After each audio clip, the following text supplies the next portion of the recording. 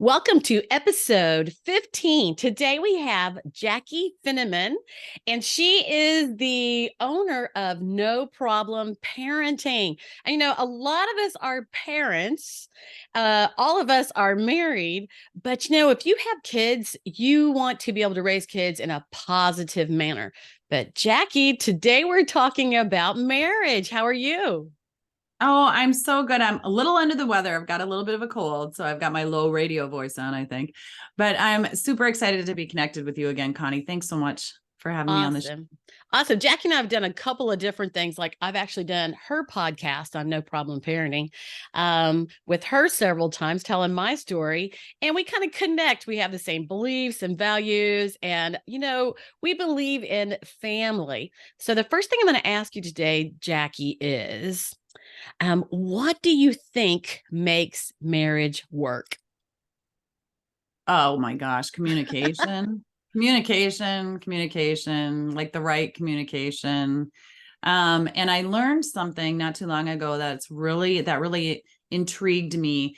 Marriage isn't just about expressing what you want and what you want your partner to do. It is also about every day, what is the one thing you can do to make your partner feel better about themselves? Feel like to fill your partner up and to compliment them or to say something that you noticed about them and that's really going to boost them and lift them up. So how can you help make that person, that partner, feel better about who they are every single day? Hey, because if we don't build each other up, who is there to build us up, right? Right. But it can be so hard. My husband and I have been together over 30 years, married 27 years. Several times throughout our marriage journey, we've said, things like we probably should get divorced, but we're too lazy and too cheap, when times are tough, because that's the reality is like times get tough. And especially when we have kids, we're pouring so much into our children. But if we're not nurturing each other and not paying attention to, what was it about that first kiss that got us, like all in, then we can really get further and further apart. And of course, our kids pick up on that.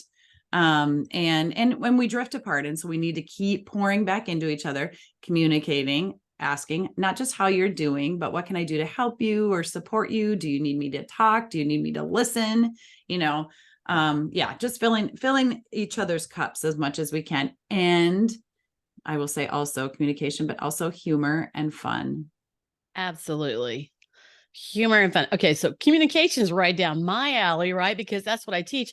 But these days they hear the word communication and they think technology, phone calls, online, or they think just about talking to someone like we're talking to each other right now.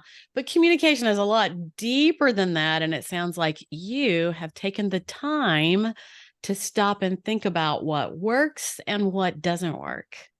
Yeah, absolutely. So I started my company's Hello World, started that in 2013 as a parenting coach, specifically for families who had children with attachment issues or attachment breaks in attachment. And the parents were trying everything to get help for their kiddo who wasn't responding to traditional therapy or traditional parenting for that matter. And it was really the child's behaviors were putting a wedge in their relationship. And those families have my heart because again, when traditional parenting doesn't work, you can feel like a failure as a parent when your child's rejecting your love or your attention. You can feel like I'm not cut out for this. Why did God give us kids? Or why did we adopt? We shouldn't have adopted because this child's rejecting me, that kind of thing. And so that's what I focused on. But after several years of the company, I started to notice some common themes that I was sharing with every parent, regardless of whether their child had a diagnosis or they just had those neurotypical kind of wet noodle tantrums on the floor, or, the teenagers rolling your eyes and stiff arming you kind of behaviors. And so from that, I started viewing hundreds of sessions that I had with families virtually, because I started doing virtual sessions back in 2015, I think it was 16. And I picked out those common themes, and that's how I ended up creating No Problem Parenting, which is a 3-step approach that works for your parenting. It works for your marriage. It works for your work relationships. The 3-step model works for everything. I just happen to be, my niche, my expertise is in parenting. And so can I share the 3 steps? You can, but I'm sitting here thinking that probably 3/4, 75% of the people listening are like, yeah, that's our family. Our kids are coming between us because either they're having problems at school, they're not listening, or they're acting out. And to be honest, I find that a lot of times when there's problems at home, Mhm. it comes out through the kids. But let's not go there yet. You go ahead and share your 3 steps. Well, and that is really true though. I want to, we're going to bounce back and forth off each other, Connie, I'm because sure. we're in your company here, but it is really true that kids can put a wedge in our relationship. There can be triangulation. Maybe mom is too strict because she's taking the burden of the scheduling and, the school shopping and the running to appointments and to sports. And, whoever the primary parent is, if that's mom might be too tough on the kids, where dad comes home and he's like fun dad. And mom's like, oh, great. They all love you, but I'm the one that's dealing with the day in, day out, stuff. Can be the reverse where mom is just still dealing with a lot of that stuff, but dad's like, noticing the kids are misbehaving and he's the drill sergeant, Mm-hmm. and he's coming in and putting the hammer down and the kids are responding to that. And mom's like, and he's saying to mom, you're too nice. You gotta hold their feet to the fire more, or buckle down. And so, yeah, kids can definitely put a wedge. And I teach parents how to literally high five each other to stay on the same team, despite, tough behaviors, challenges, stresses in the home. So I, that we could talk about that too, how I say when parents come to me, they're having one of 3 problems. They're either being too nice, Yeah. they're being too mean, Yeah. strict, Too mean. Yeah. or they're trying to solve a problem that they have no experience in. And it's just thinking that they should know how to do it because, they're parents and they had kids, and they're trying to do it alone because they're embarrassed or they're, intimidated or whatever it is. And they don't want to reach out for help. And you wouldn't believe this, Connie. I'll ask you, do you think the majority of the parents that come to me are in the too nice or too mean category? You know what? I am thinking they're probably too nice. Yes, that is Ah. exactly right. And the parents will say, no, no, no, Jackie, we can't. It's not that we fly off the handle all the time. We yell. I'm yelling too much. I'm sounding like my mother. I said I would never parent that way. And so they're thinking they're in the too mean or too strict category, but it's actually that they're too nice, because what I teach them is they are nice. They're trying to give, suggestions, ideas, support, help, consequences, like all this, but they're wanting to help their kids along to convince them almost to do the right thing or to make up for what they did wrong. But they're nice, they're nice, they're nice, they're nice. And finally, when the kid's not responding, what happens? Ah, we blow. Well, I have 2 things. Number one, I was just telling a girl the other day who has a 4-year-old, and I said, I know what it is. And I won't use her name, but I'm like, I know what it is. It's that you love that child so very much. And there's a lot of parents who wait to have kids, and they're in their 30s and they have kids and they're like, oh, this child is the best thing ever. And so they're too nice. But then on the other hand, there are those parents who have been raised with staunch rules and regulations. We all have to have rules, but rules and regulations in such a manner that it's like, don't do this, don't do that, don't. I remember seeing something on teenagers, and it said something like, a teenager hears, it could have been on your stuff, no, don't, like so many times each and every day, like 80 or 90, instead of, you know what, I love you, you're great, you could do anything you want, you are talented here, or those compliments, those appreciation, it's a mutual thing. So too nice, I love you too much, or Mm-hmm. too hard, and kids go the other way and they feel like you don't like them and they don't like their parents. And a quick little story, I taught ballet for 20 years. And what I found was that my girls, my 12, 14-year-olds in class, sometimes they would talk about their moms, Mm-hmm. but those were their moms who were too nice. Mm-hmm. Just doesn't seem to fit, does it? But the moms who were lovingly strict, the kids were respectful, catch that word, respectful, respectful. The couple in marriage, they're respectful, and then their kids are respectful. They're respectful, but so too nice, and the girls talked about their moms terribly. And if the kids were respectful, then they did not talk about their moms in a bad way. And I noticed Right. that before I even had kids. Yeah, interesting, right? Interesting.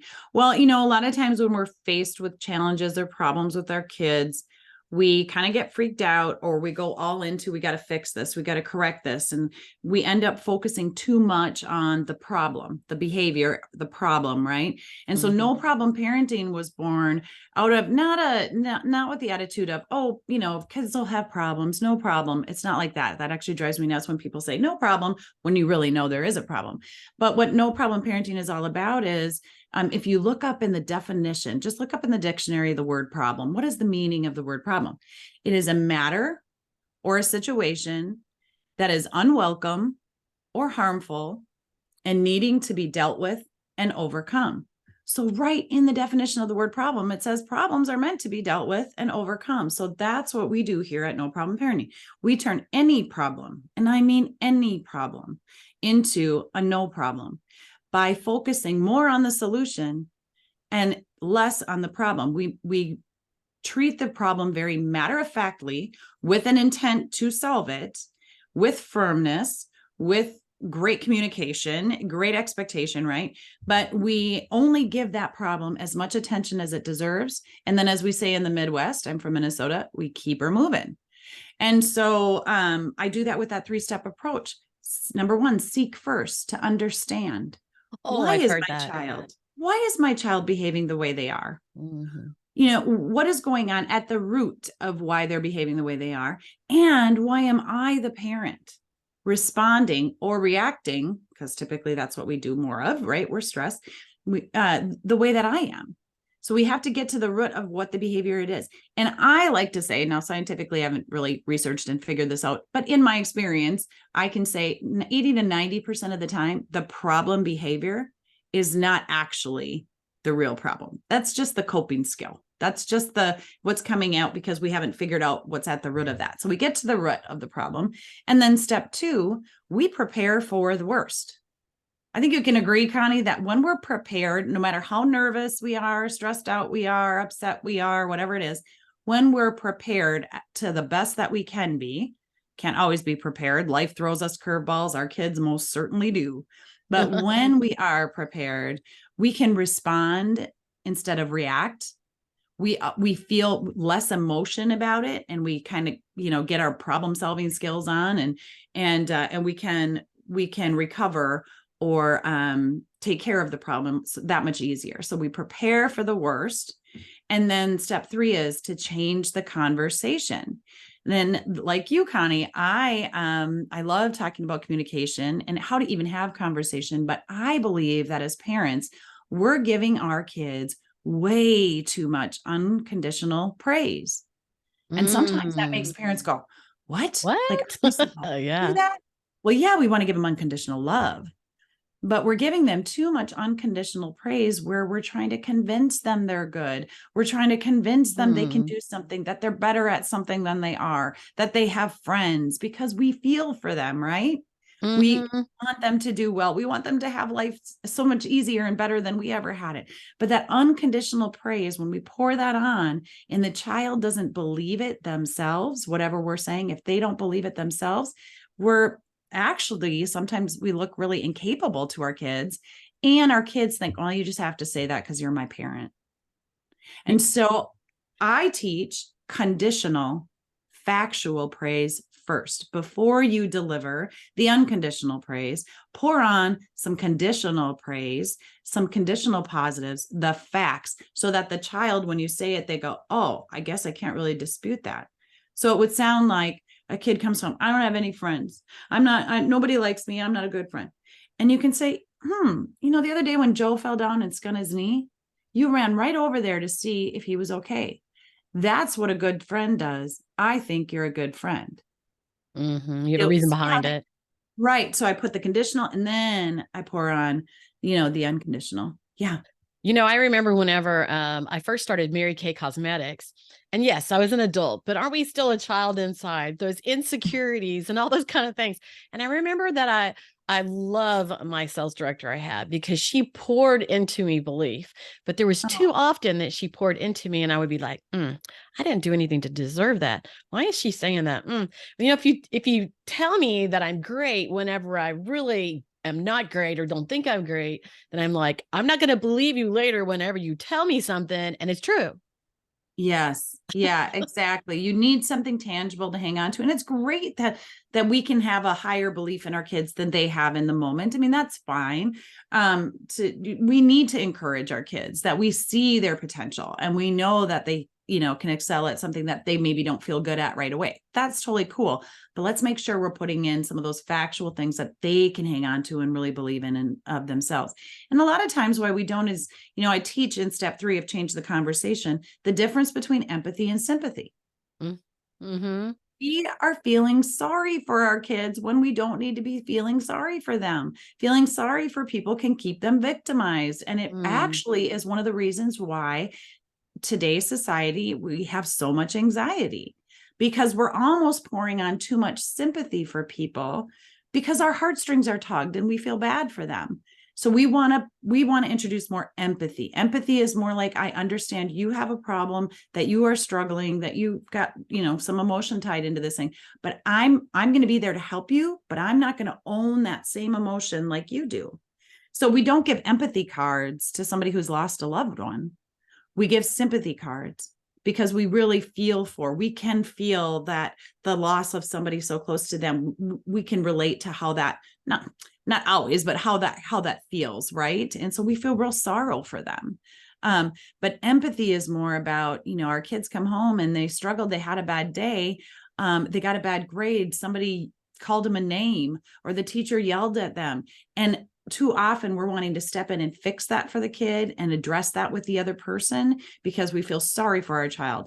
Empathy says, hey, what can I do to help you? How can I help you, have this conversation with your teacher, or respond to the kid that was mean to you, or help you get a better grade and study hard, study different. And I'm going to be there right with you to help you and walk alongside you, but I'm not going to solve that problem for you because I believe in you and I believe you're capable of making this right. Yeah.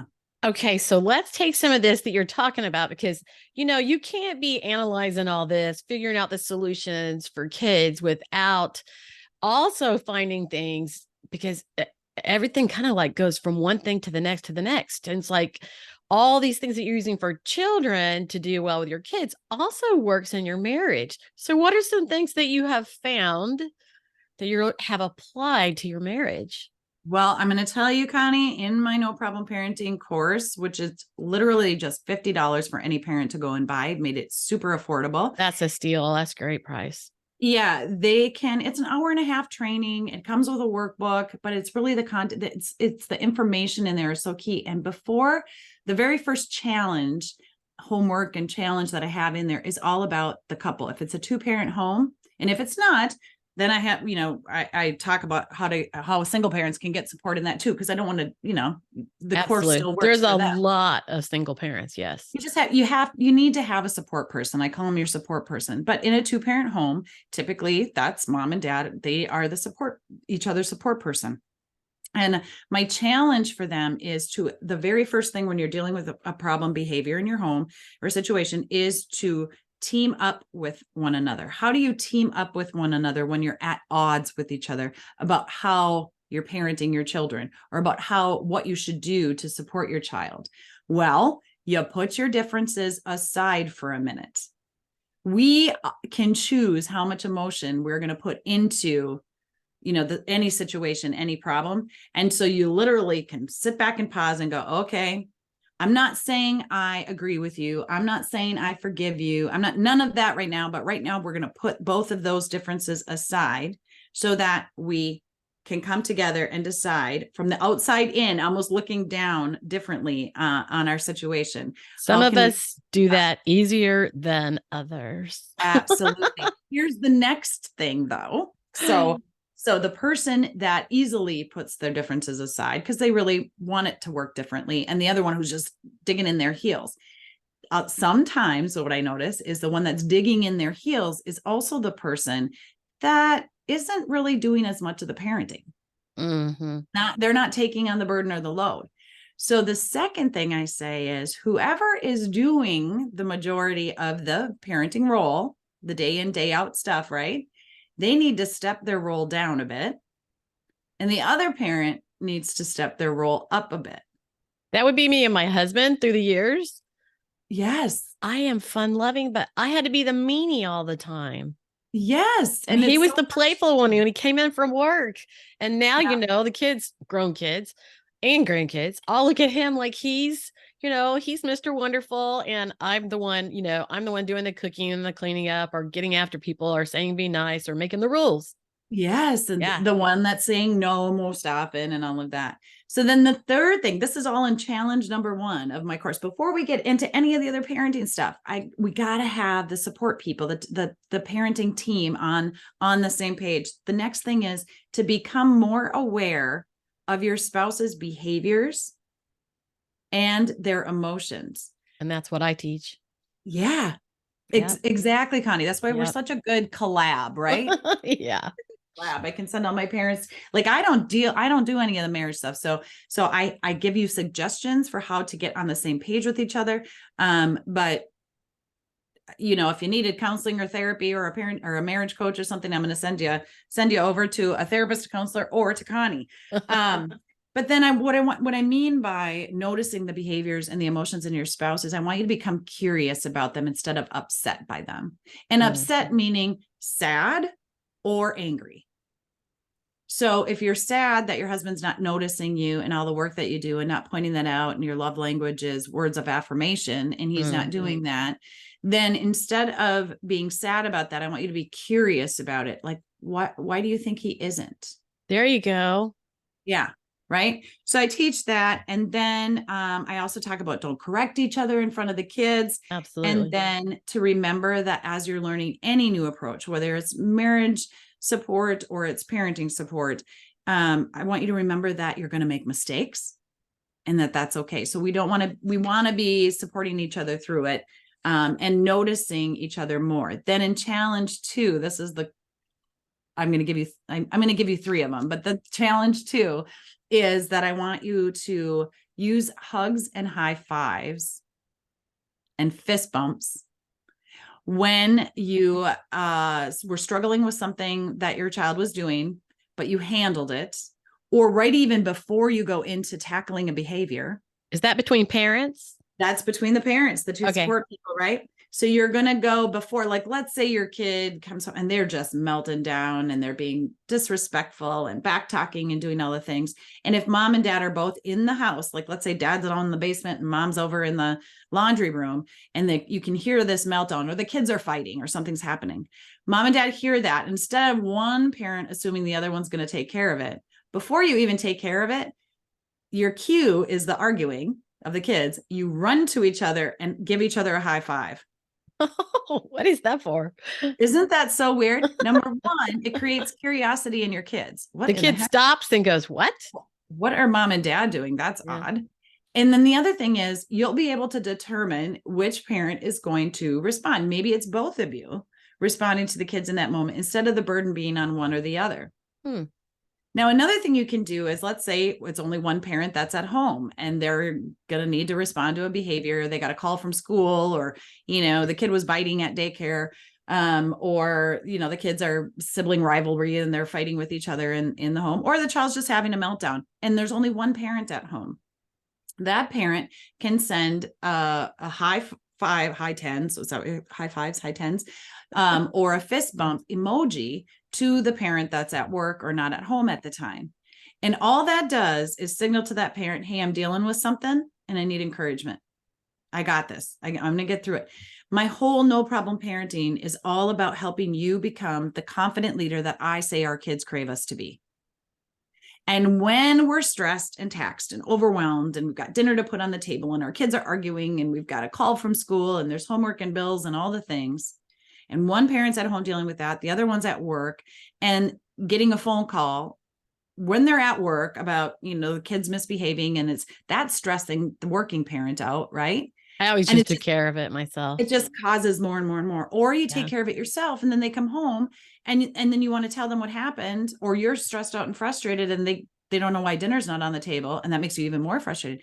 The fist bump emoji or the high five emoji signals to them, I'm dealing with something. I need your support when you get home. First thing you do when you get home is that they know they need to come to you, give you a kiss or a hug, hopefully in front of the kids, but okay if it's not, and then just acknowledge you before the problem, right? Remember I said we give problems too much attention. Oh, they do. That's Before true. that problem, you acknowledge and recognize and notice each other as a couple that it, has welcomed these kids into the world or brought them into your home. Hey, and that's visibly supporting one another. Your kids are seeing that you support one another. Yeah. And I think that makes a difference. Because too often challenges with the kids cause friction in a couple. And then also there are certain personalities, Jackie, who come home and they don't want to really hear about it because, there's the listeners and the talkers. Now I fall into the talkers, but I'm always willing to listen. But there's some people that think that everything they're doing is so important. They're not really willing to listen to their spouse. So tag teaming is a good thing. Yeah, absolutely. And, I teach the 6-second pause, putting your hand on your heart and your hand on your stomach. You cannot help. I mean, when you try this, you'll take a breath because it is regulating your central nervous system. It's already calming you down just by doing this, which looks really weird to the kids, by the way, when you do this before you respond to them. Like if they're back talking you and your inclination is don't talk to me that way, or go to, before you even do any of that, you do this, because if our fight or flight is activated, if our amygdala, the warning detector, smoke detector of our brain, signals there's an issue, a problem, we go into our fight or flight, right? Doing this 6-second pause, and you don't even have to time it. You'll take a couple breaths, just relaxes you. See, again, it's making me calm, even though I'm not upset by anything right now. I'm excited and it's making me calm. But it calms down that amygdala part of your brain, that smoke detector part. So instead of shooting you back to fight or flight, it brings you into the prefrontal cortex, the front part of your brain that says, I need to think of what do I need to do? And so you can logically think of how and if or and when you're going to respond to whatever is happening in your surroundings. That works for a marriage when you're frustrated, with each other, when you're feeling super tense. I just used this last night with my husband. We were trying to figure out some scheduling, and he had just gotten home from work, and I know better than to bombard him, right? He just got home from work. And so I was like, why am I doing this? So he went up the stairs to change, to go out and, work on something in his shed. And I just sat at the bottom of the stairs and waited. I didn't follow him up the stairs. I just sat and I did the pause, and I was like, okay, is this something I need to address with him now? Because I don't want to forget. Do I need to just write it down? Do I need to give him a few minutes? Write it down. When he comes back around the corner to come back down the stairs, I said, is this something you want me to tell you right now, or do you need a few more minutes? Instead of me taking it personal that, he asked me to check on, when the appliances were going to be delivered. I did that. And now I got a response back and I need to tell him and we need to plan. Did it have to happen right then and there? It's literally learning to not be thinking of ourselves all the time, which we are, and thinking about the other person. And I always say putting ourselves in their shoes, like if they're just coming in from work, or even, mom's at home all day with the kids. Sometimes dad doesn't think if he's coming in from work and she's been home all day, he doesn't think Yes. about, he thinks, she's just been at home all day, instead of thinking, well, I wonder how her day went. Cause sometimes it's good and sometimes it's not, right? Yeah. And one of the best things that you can do is to just that first acknowledgement when you get home from a busy day. It takes seconds to just go in, even if you're not having a conversation. It doesn't mean you're opening up the floor for a conversation. It's just, hey, hug, kiss, how you doing? Even if you don't ask how you're doing, and then just life kind of goes on. So remembering the pause. And then the last challenge I'll share with you today, which again, this is all just in the introduction of my training, is to use humor. Yes. We need to incorporate humor. But some people don't find anything funny. Oh, of course. I know. They don't find anything funny. They find everything serious. And that's the ones you're really talking to. Yeah. I think that you need to do a little soul searching on that one, but yeah, and it is. I mean, we make this sound so easy, right, on this podcast interview, but I get it. I've worked with families who have had children in residential facilities because their behavior has been so bad they've been, blown out of the home. I've worked with families who have had to give up rights because they could not parent their children. I worked with families who have adopted children, and those children reject their love, and so there's it's destructive, and it's really hard. So I don't mean to be lighthearted about this. And I also mean that even in the toughest, the worst situations, get somebody, a coach. Therapists are good, but maybe you're not ready for therapy yet, or maybe you've tried therapy and it hasn't worked, and you don't want to go dive into all your history and your past and all that. You just want stuff to be better today and in the future. That's where a coach comes in. We can help you figure out why you're hurting, or why you're distant from, your partner, or why you're so bothered by your kid's behavior. And we can give you actionable tips and tools in the moment for how to make things different starting today. And humor is one of those things. Doing random things, having opposite day and putting the peanut butter and jelly on the opposite sides of the sandwich and serving that to your kids when your kid's really bucky or demanding. And they're like, what is this? Well, didn't you remember it was opposite day, or it's inside out day, maybe getting dressed inside out and coming down, and, or just random fun things that I teach. We have next year, we have another free download that's going to come out about the random fun things that you can do to just bring some more humor and light and joy into your home, despite the hard times. Well, Jaci, what I hear you say in that is that I teach this. Now, for some people, things are natural, like my husband and I both find things naturally funny quite often. But you know what? That goes back to personality styles like that I teach, and communication styles that I teach, because there's that, I'm sorry, y'all, but I call it a stiffy person. The stiffy person. And the truth is this is how they're made. It's their DNA. They can't help it. They don't find anything funny. They find everything serious. And so even if they tell a joke, they have no emotion and they have nothing on their face. They're the poker face person whom you can't even tell what they're thinking. So literally it is teaching someone, and we can all learn 1, 2, 3 things, that are beyond our personal style, so that we can be better parents, better spouses, right? Yes, I love that. And I love that you do the DISC assessment. I think you said John Maxwell DISC. Yes, I'm using the John Maxwell assessments. Assessments now. I mean, it's just wonderful to learn. There's lots of different resources and assessments out there, but they are really, truly key in helping you communicate with your partner and not taking things personally that aren't meant by your partner to be, devaluing or diminishing.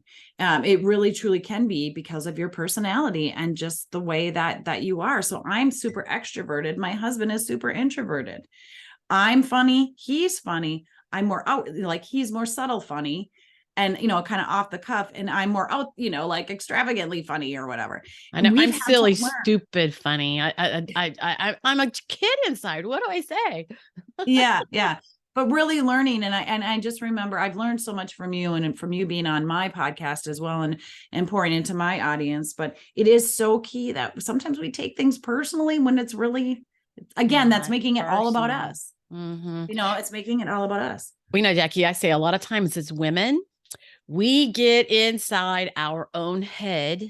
And I like to use the phrase false evidence appearing real. We start to think how we think, and it all goes into perspective. And this is a whole nother thing, so I can't go so far in that, but it's perspective. And we get in our head and we're thinking something that we think our spouse is doing or thinking, and we are wrong because it's what we personally are telling ourselves.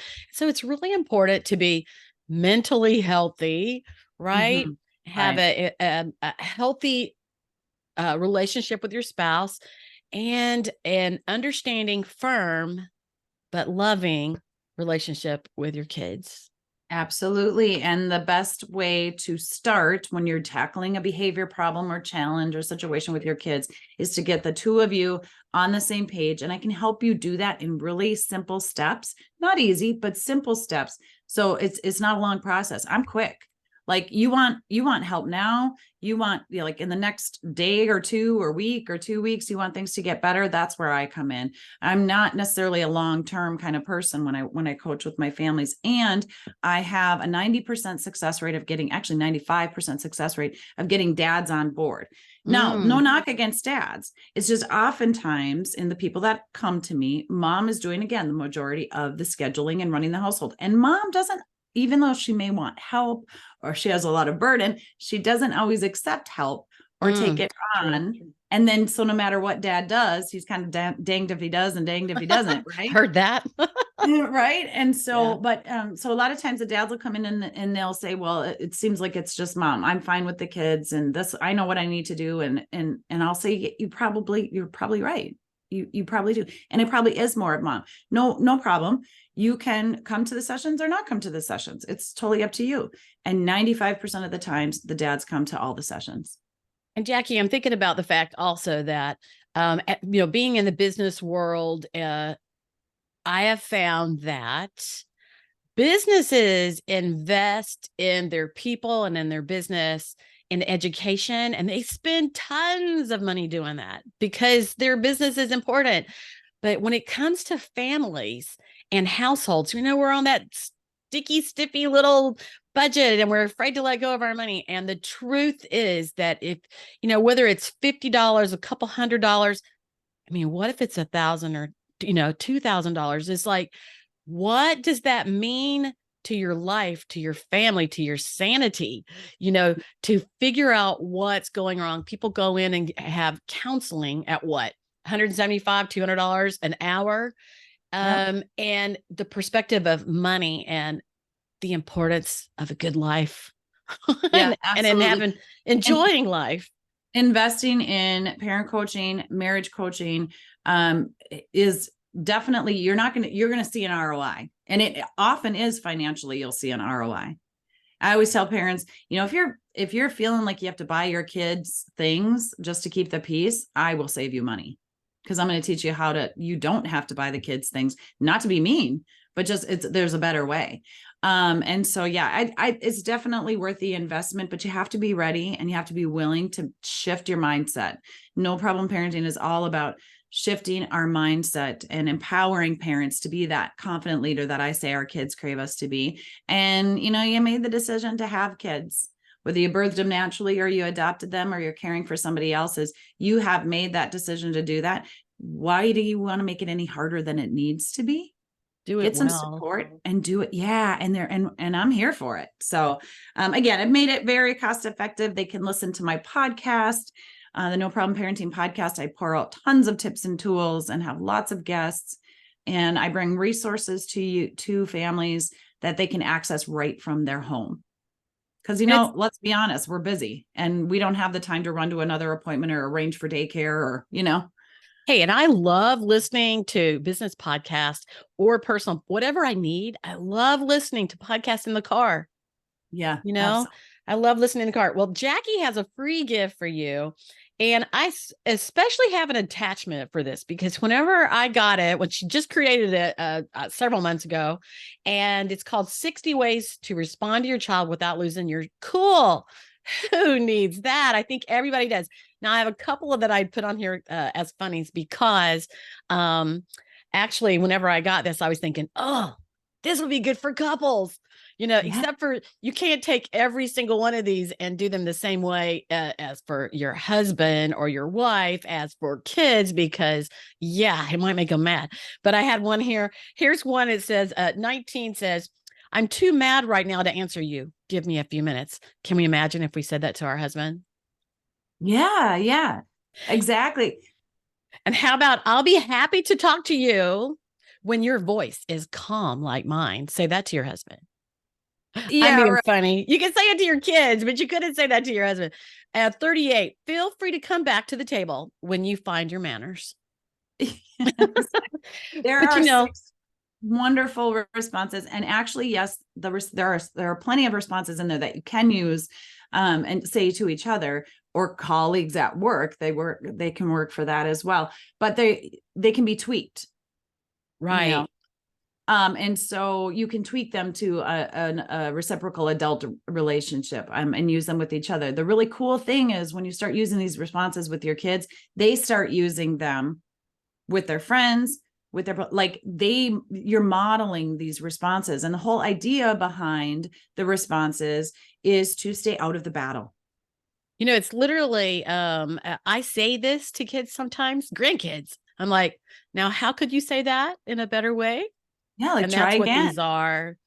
Let's try saying that again. And they have to stop and think about it because, when you tell when you tell the children what to say, then they just halfway listen. But when you make them stop and think about what they need to say and how they need to rephrase it, then it helps. But I love these 60 ways to respond that you have. And that's a free gift. And you can find that in the podcast notes on my page, The Extraordinary Marriage /podcast. So you'll find them there on the page under Jaci's notes. And you can grab those and get them for free. And you can get connected to her and maybe learn a few other things about parenting and kids. And like I said before, when it comes to couples, if we have a happy family, if we have come together and we're high-fiving each other, we've learned how to handle our family, guess what? Mom and dad get along better because there's less friction in the house. Because it's tough when you have, I call them strong-minded children. Mm-hmm. Yeah, and they're going to be those strong-minded, strong-willed kiddos are going to be great leaders someday. Absolutely. When we pour into them and stop thinking that their strong-willedness is a problem. We're going to get to the root of why they are the way they are and what we're not hearing that needs to be said. I will say before we wrap up, Connie, that one of my favorite responses of those 60 responses that works in parenting and also in marriage is I love you too much to argue. Oh, that's a So if great your place to spouse is finish. starting to argue and they're just really mad and you can just simply look over at them and maybe you want to do the pause before you do it, but you can I just say, think hey, so. you know what, honey, I love you too much to argue. Oh man, I might have to practice that one because I'm thinking like if I'm ready to argue, I'm not sure if that'll work, Jaci. It does. It's a game changer, and we have to again have the mindset and then make the shift. If we're in it, if we're going into the conversation only to win the conversation or win the battle or win the, and again, all in step one of seeking first to understand. I'm teaching Yes, about resistance creates resistance. So if we're absolutely. conversations with defensiveness and resistance, you're sunk. Yeah, I call it button heads. Yeah. Yeah, I saw Yeah. you do your hands, we're looking at each other, but your fists together. It's like, yeah, I call that button heads. Oh man, we could go on and on. I think we could do a whole series. Well, we definitely could. We should maybe think about that, Connie. Putting our heads together on this. Well, thank you, Jaci, for being my guest today. And I think this is going to be a popular episode because Oh. people have children and we're all practicing. We're all figuring it out, right? Yeah. And let's just do what we can each and every day to pour into each other, to pour into our spouses so that we can be those confident leaders for our kids. One of my favorite quotes for anybody that's really struggling out there and they're listening to this and they're thinking, oh, I can't wait. I wish I could be on that side of my marriage. I want you to just remember that on particularly rough days, when you feel like you cannot possibly endure, I want you to remember that your track record for getting through those days so far is 100%. And that's pretty darn good. 100%. Can't do any better than that. You're getting through day in, day out, and it doesn't have to be that hard. So reach out to Connie, myself, or whoever you find that can support you. Reach out for help. That's right. All right. So you're going to find all of this and how to connect with Jaci on theextraordinarymarriage.com on the podcast. And also you can find fresh insights. I call it fresh insights because if you're having challenges in your marriage, you got to fix it. You got to figure out why. And you can book me for a 40-minute talk for free for free. Did you Oh hear my that? gosh, you're still doing free ones. Wow, Well, good I for can you. only take, a couple each week. So you kind of have to look and see if there's something available. But fresh insights for marriage. Connect with me on that at the Extraordinary Marriage. Thanks, Jackie. Oh, thank you so much, Connie.